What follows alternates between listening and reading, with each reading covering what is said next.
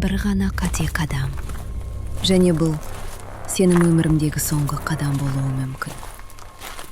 Жер бетінде адамдар жақындауға қорқатын жерлер бар. Картада бәрі қалыпты көрінеді. Бірақ сол нүктелердің кейбіріне аяқ басу өмірімдегі ең үлкен қателік болуы мүмкін. Жер бетінде адамдарға баруға болмайтын жерлер бар. Бірінде миллиондаған ұлы жылан өмір сүреді. Екіншісінде ауа адамның өкпесін күйдіреді. Ал тағы бір жерге жақындасаң, сол жерде жоғалып кетуің мүмкін. Бүгін біз әлемдегі ең қауіпті 10 орынды көреміз. Бұл жерлерге тіпті тәжірибелі зерттеушілер де ерекше сақтықпен барады. Ал соңғы орында тұрған жер бәрінен де қорқынышты. 10-шы. Данакил ойпаты, Эфиопия. Бұл жерді көп адам жер бетіндегі тозақ деп атайды. Күндіз ауа температурасы көбіне 50 градус Цельсийден асады. Ал жердің кейбір бөліктері одан да ыстық болады. Бірақ ең қорқыныштысы ыстық емес. Жердің жарықтарынан улы күкірт пен басқа да газдар үздіксіз шығып тұрады. Кейбір жерлерде олар көзге көрінбейді, бірақ бірнеше рет тыныс алудың өзі қауіпті болуы мүмкін. Айналаға қарасаң, сары, жасыл және қызғылт түске боялған минералды көлдер мен қайнап жатқан ыстық бұлақтарды көресің. Бұл көрініс басқа планетада жүргендей әсер қалдырады. Осындай қатал жағдайға қарамастан, ғалымдар бұл жерді зерттеуді жалғастырып келеді. Себебі олар мұнда басқа ғаламшарларда тіршілік қандай болуы мүмкін екенін түсінуге көмектесетін ерекше белгілер бар деп есептейді. Және бұл жерде Афар тайпасы ғасырлар бойы өмір сүріп келеді. Олар аптап ыстыққа қарамай тұз өндіреді, және оны түйелермен ондаған шақырымға тасиды. Бірақ бір сұрақ туады. Егер бұл жер сонша қауіпті болса, адамдар онда қалай өмір сүріп жүр? Жауап қарапайым. Олар қауіпті аймақтардың дәл ішінде емес, айналасындағы қауіпсіздеу жерлерде тұрады. Ал қай жерге баруға болады, қай жерге жақындауға болмайды, оны бала кезінен біледі. Афар халқы үшін Данакил жай ғана шөл емес. Бұл олардың үйі, жұмысы және өмір салты. Бірақ турист немесе бөтен адам үшін бұл жер өте қауіпті. Себебі улы газдың қай жерден шығатынын, қай жердің астында ыстық бұлақ барын бірден білу мүмкін емес. Өсімдіктер өте сирек кездеседі. Көптеген жануарлар мұндай жағдайға шыдай алмайды. Бірақ кейбір бактериялар мен микроорганизмдер қайнап жатқан қышқыл бұлақтардың өзінде тіршілік етеді. Бір жағынан бұл жер өмір сүруге жарамсыз сияқты көрінеді. Бірақ екінші жағынан дәл осы жерде адамдарда тіршілік те бар. Сондықтан Данакил ойпаты әлемдегі ең қауіпті әрі ең таңғаларлық орындардың бірі. 9-шы. Жуандар аралы. Бразилия жағалауына небәрі 35 шақырым жерде орналасқан бұл аралға қарапайым адамдардың кіруіне қатаң тыйым салынған. Себебі мұнда әлемдегі ең қауіпті жыландардың бірі алтын найзабас мекендейді. Бұл жыланның ұзындығы шамамен 70 сантиметрден 1,2 метрге дейін жетеді. Денесінің алтын сары түсі оны орман арасында жақсы жасырады. Оның уы өте күшті. Бұл жылан көбіне құстарды аулайтындықтан уы жемтігін бірнеше минуттың ішінде әлсірететіндей жылдам әсер етеді. Бұл түр әлемнің ешбір жерінде кездеспейді. Ол тек осы кішкентай аралда ғана өмір сүреді. Ғалымдардың пікірінше, арал мыңдаған жыл бұрын материктен бөлініп қалғаннан кейін бұл жылан жеке түр ретінде дамыған. Алтын найзабас жылан жемтігін қуып жүрмейді. Ол үнсіз ғана ағаш бұтағында немесе жартастың үстінде қозғалмай жатады. Құс жақындаған сәтте көзлеспес жылдамдықпен басын алға лақтырып бір-ақ рет шағады. Уы өте жылдам әсер ететіндіктен жараланған құс алысқа ұшып кете алмайды. Біраз уақыттан кейін әлсіреп жерге құлайды. Ал жылан оны іздеп тауып жұтып қояды. Аралда тұрақты тұрғындар жоқ. Қазір оған тек арнайы рұқсаты бар ғалымдар мен табиғатты қорғау мамандары ғана бара алады. Сондықтан бұл кішкентай арал әлемдегі ең қауіпті жерлердің бірі саналады. Мұнда бір ғана қате қадам өміріңді қауіпке тігуі мүмкін. 8-ші. Натрон көлі, Танзания. Бір қарағанда бұл жай ғана қызыл түсті көл сияқты көрінеді. Бірақ оған түскен көптеген жануарлар тірі қала алмайды. Көлдің суы өте сілтілі.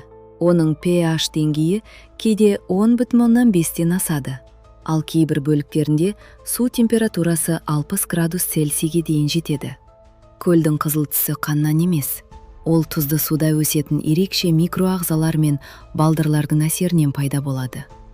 Интернетте бұл көл жануарларды тасқа айналдырады деген аңыз кең тараған. Шын мәнінде көл ешкімді бірден тасқа айналдырмайды. Бірақ өлген жануарлардың денесін тұз бен минералдар қаптап, ұзақ уақыт сақтап қояды. Сол себепті олар тас мүсінге ұқсап көрінеді. 2013 жылы фотограф Ник Бранд осындай минералмен қапталған құстар мен жарқанаттарды суретке түсіріп, бүкіл әлемді таңғалдырды. Бірақ ең таңғаларлығы, дәл осы көлде миллиондаған кіші қоқиқаздар балапан шығарады. Өйткені өте сілтілі су жыртқыштарды көлге жолатпайды. Бірақ бір қызығы, бұл көл көптеген жануарлар үшін қауіпті болса, қоқиқаздар қалай аман қалады? Өйткені олар осы ерекше ортаға бейімделген. Қоқиқаздар көбіне көлдің тайыз бөліктерінде жүреді. Ал аяқтарындағы қалың пері өте сілтілі судан белгілі бір деңгейде қорғайды. Олар дәл осы көлде өсетін ерекше балдырлармен қоректенеді.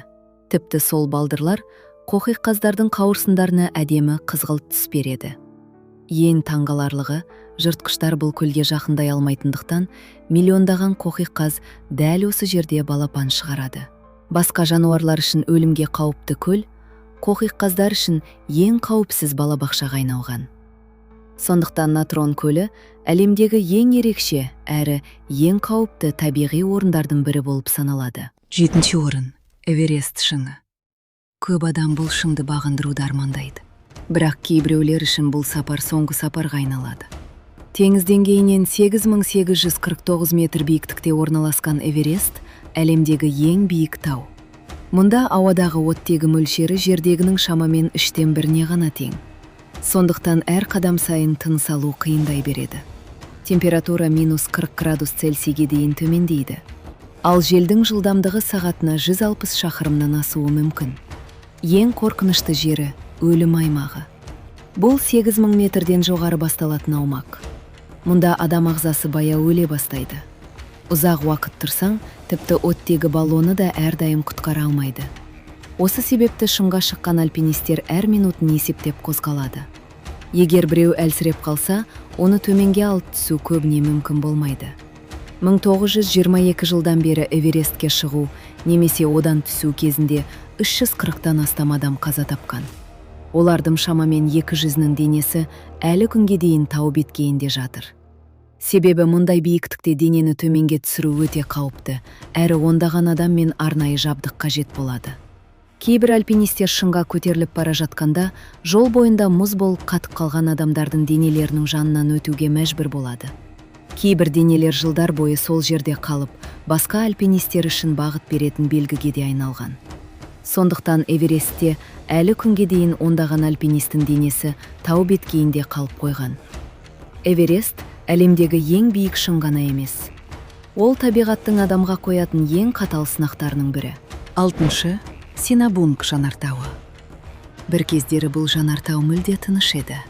Тіпті адамдар оның етегіне үйлер салып, егін егіп, ондаған жыл бойы еш қауіпсіз өмір сүрді. Бір қызығы, Синабунг жанартауы шамамен 400 жыл бойы үнсіз жатқан. Көпшілік оны сөнген жанартау деп ойлаған. Бірақ 2010 жылы, шамамен 400 жылдан кейін, Синабунг кенеттен қайта оянды. Аспанға бірнеше шақырым биіктікке күл атқылап, ыстық газ бен тас көшкіндері тау беткейімен төмен қарай секундына ондаған метр жылдамдықпен ағылды. Мыңдаған адам үйлерін тастап кетуге мәжбүр болды. Кейбір ауылдар толықтай күлдің астында қалды. Жанартау атқылаған кезде ең қауіптісі лава емес. Ең үлкен қауіп пирокластикалық ағын. Бұл температурасы 700 градус Цельсийге дейін жететін аса ыстық газ, күл және тас қоспасы. Ол тау беткейімен сағатына 100 шақырымнан астам жылдамдықпен қозғала алады. Мұндай ағыннан қашып құтылу іс жүзінде мүмкін емес. 2010 жылдан бері Синабунг бірнеше рет қайта атқылап, айналасындағы өмірді түбегейлі өзгертті. Атқылау кезінде күл бұлттары кейде 5-тен 7-ге дейін шақырым биіктікке дейін көтеріледі. Сондықтан ұшақтар бұл аймақты айналып ұшуға мәжбүр болады. Кейбір адамдар атқылаудан кейін де жанартаудың маңына қайта көшіп келеді. Себебі жанартаулық күл уақыт өте келе топырақты өте құнарлы етеді. Сондықтан олар қауіп қатерге қарамастан егіншілікпен айналысуды жалғастырады. Синабунг табиғаттың бір сәтте қалай өзгеріп, адамның бүкіл өмірін төңкеріп жібере алатынының айқын дәлелі. 5-ші орын. Бикини атоллы. Бір кездері бұл жұмаққа ұқсайтын тропикалық арал болатын. Бірақ бүгінде бұл жерге адамдардың тұрақты тұруына әлі де рұқсат жоқ. 1946-1958 жылдар аралығында АКШ дәл осы жерде 23 ядролық сынақ өткізді.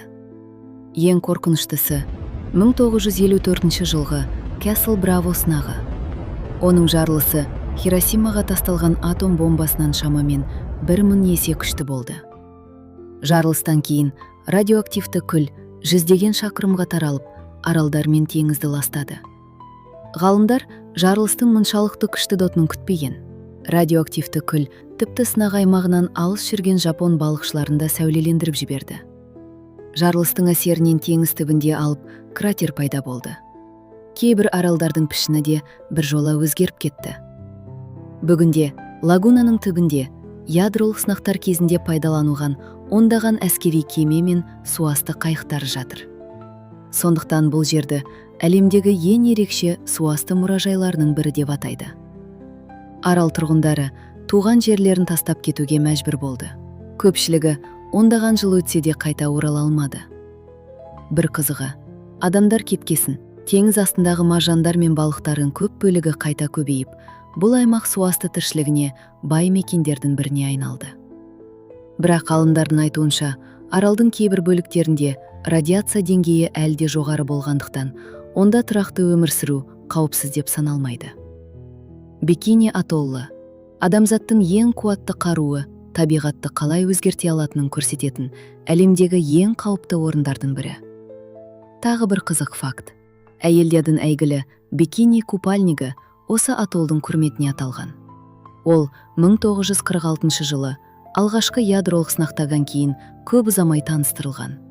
Дизайнер жаңа киімнің әсері ядролық жарылыс сияқты үлкен сенсация болады деп ойлағандықтан, оған бикини деген атау берген. 4-ші орын.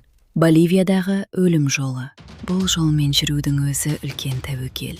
Бір ғана қателік. Және көлігің 600 метрге жуық терең жарға құлап кетуі мүмкін. Ұзындығы шамамен 64 шақырым болатын бұл тау жолының кейбір бөліктерінің ені небәрі 3 метр ғана. Кей жерлерде екі көліктің қатар өтуіне орын жетпейді. Ең қызығы, жүргізушілер жолдың сол жағымен жүреді. Бұл Боливиядағы басқа жолдардан өзгеше. Себебі жардың шетінде келе жатқан жүргізуші дөңгелектерінің шетке қаншалықты жақын екенін жақсырақ көре алады. Бір кездері бұл жолда жыл сайын 200-ден 300-ге дейін адамға дейін қаза тапқан. Сондықтан оған өлім жолы деген атау берілген. Жаңбыр жауса, жол лайға айналады. Жартастан сарқырамалар тура жолдың үстіне құлап жатады. Ал қалың тұман бірнеше метрден әрі көруге мүмкіндік бермейді. 1995 жылы бұл жол әлемдегі ең қауіпті жол ретінде танылды. Бұл жолдың тағы бір құпиясы бар. Ол 1932-1935 жылдардағы Боливия мен Парагвай арасындағы Чако соғысынан кейін тұтқынға түскен парагвайлық сарбаздардың күшімен салынған. Яғни бұл жолдың тарихы да оның өзі сияқты қауіпті. Бүгінде жаңа қауіпсіз тас жол салынғанымен, мыңдаған экстремал велосипедші жыл сайын дәл осы жолға әдейі келеді. Олар жардың шетімен төмен қарай шамамен 3500 метр биіктік айырмасын еңсереді. Біреулер үшін бұл адреналинге толы саяхат. Ал бір ғана қате өмір мен өлімнің арасындағы шекараны бір сәтте жоя алады. 3-ші. Кавах Иджен жанартауы, Индонезия. Түн түскенде бұл жанартау басқа әлемге айналады. Өйткені оның беткейінде көк түсті от жанып тұрады. Көп адам мұны көк лава деп ойлайды, бірақ бұл лава емес. Бұл ауаға шыққан күкірт газының 600 градус Цельсийден жоғары температурада жануынан пайда болатын көк жалын. Кейде бұл көк жалынның биіктігі 5 метр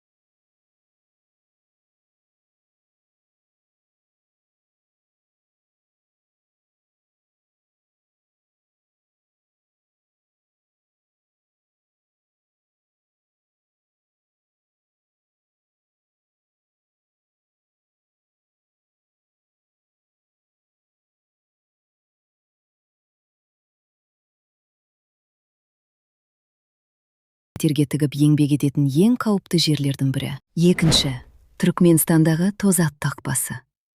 Түнде бұл жерге қарасаң, жердің өзі отқа оранып жатқандай көрінеді. 1971 жылы кеңестік геологтар табиғи газ іздеп бұрғылау жүргізген кезде жер опырылып алып кратер пайда болды. Улы метан газын тоқтату үшін оған от қойылды. Ғалымдар жалын бірнеше күнде өшеді деп ойлаған.